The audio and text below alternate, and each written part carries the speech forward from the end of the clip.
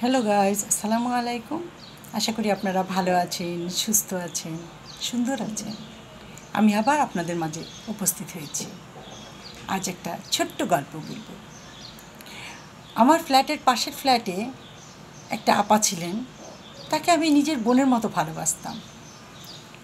ওনার 9 বছরের সংসার ছিল। হাজব্যান্ডকে উনি ভীষণ ভালোবাসতেন, এত ভালোবাসতেন চিন্তার বাইরে। একদিন হঠাৎ করে ওনার হাজব্যান্ডের স্ট্রোক করলো এবং প্যারালাইজড হয়ে গেল। প্যারালাইজড হয়ে নাকি 9 মাস বেঁচে ছিল।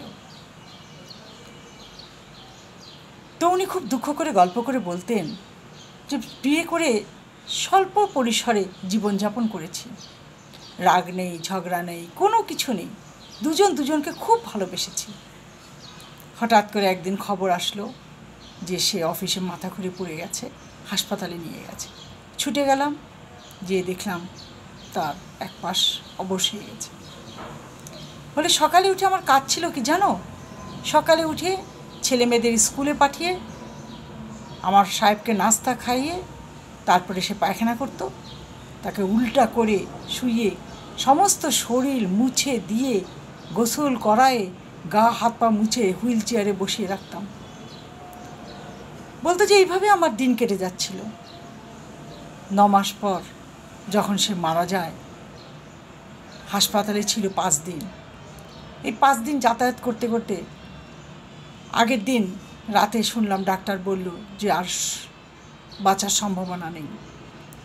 তখন তার সারা শরীরে হাত দিয়ে দেখলাম সমস্ত শরীর গরম, কিন্তু শুধু বুকের কাছটা ঠান্ডা হয়ে যাচ্ছে। পরে আস্তে আস্তে দেখলাম সমস্ত শরীর ঠান্ডা হয়ে যাচ্ছে, শুধু পেটের কাছটা একটু গরম। তখন আমি ভীষণ কাঁদলাম, অনেক কেঁদেছি। কেঁদে টেদে বাসায় গেছি, বাচ্চাদের ঘুম পাড়িয়েছি, ঘুমিয়ে সকালে একটা সুতির শাড়ি সুন্দর করে পরে এসে দেখলাম সে মারা গেছে। চোখে আর পানি নেই, পানি তো সব শুকিয়ে গেছে। বারবার মনে হচ্ছিল আবার হবে তো দেখা, এ দেখাই শেষ দেখা নয়। কি চোখে তোমায় দেখি বুঝাতে পারিনি আজও হয়তো, এ দেখাই শেষ দেখা নয় তো। জানো, সবসময় এই গানটা আমার, এই কবিতা, এই লাইনগুলো আমার খালি মনে আসতে থাকলো। তারপর তাকে দাফন করানো হলো। পরের দিন আমার কোনো সময় নাই, কিছু নয়, আমি নিস্তব্ধে শুয়ে আছি, হাত পা ছড়িয়ে দিয়ে বসে আছি, আমার সময় কাটছে না। বাচ্চারা স্কুলে গেছে। এই গানটা আমি ছেড়ে দিয়ে চুপচাপ বসে আছি। হঠাৎ কলিং বেল বেজে উঠলো, ঠিক সে যেভাবে কলিং বেল দিল। ছুটে গেলাম, দরজা খুলে দেখি এক পঙ্গু ফকির আমার দুয়ারের সামনে দাঁড়িয়ে আছে, এক পাশ অবশ। তাড়াতাড়ি তাকে আমি 100টা টাকা দিলাম, দোয়া করতে বললাম। তার থেকে ফকিরটার সাথে বছরে একবার দেখা হয় এবং আমি সঙ্গে সঙ্গে তাকে 100টা টাকা করে দিয়ে দিই। আবার এই কাহিনিগুলো শুনি আমার মনটা খুব নরম হয়ে গিয়েছিল।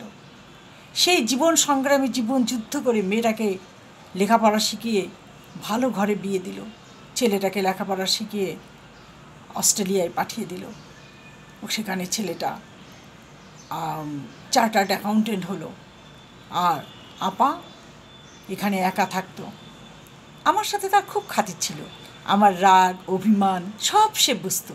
আমি যে একটুতে রেগে যেতাম, একটুতে কথা বলতে চেতাম না, সেগুলো সব বুঝতো। তার সাথে এই দুষ্টু মিষ্ট দুষ্টামিগুলা সে খুব এনজয় করতো। হঠাৎ করে এসে বলতো, এই আমার ঘরে কিচ্ছু খাবার নেই, আমার রাঁধতে ইচ্ছা করছে না, আমাকে কিছু খেতে দাও। তাড়াতাড়ি করে আমি তাকে দুপুরে ভাত টাত খাইয়ে দুজনে মিলে বহুতক্ষণ গল্প করতাম। তারপর দুজনে হাঁটতে বেরোতাম, হেঁটে আসতাম। আজকে আপা চলে গেছে অস্ট্রেলিয়ায় ছেলের কাছে, ছেলে তার মাকে নিয়ে চলে গেছে।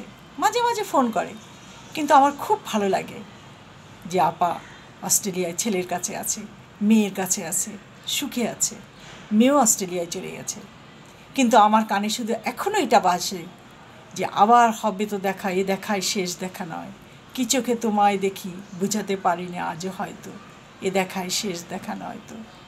আমিও মনের অজান্তে গুনগুন করে এটাই গাই, আর মনে মনে আপার কথা মনে করি যে আপা যাই হোক, ছেলেমেয়েরা যে তাকে কাছে টেনে নিয়েছে, কোনো বৃদ্ধাশ্রমে দেয়নি, তাহলে আপা হয়তো সহ্য করতে পারতো না।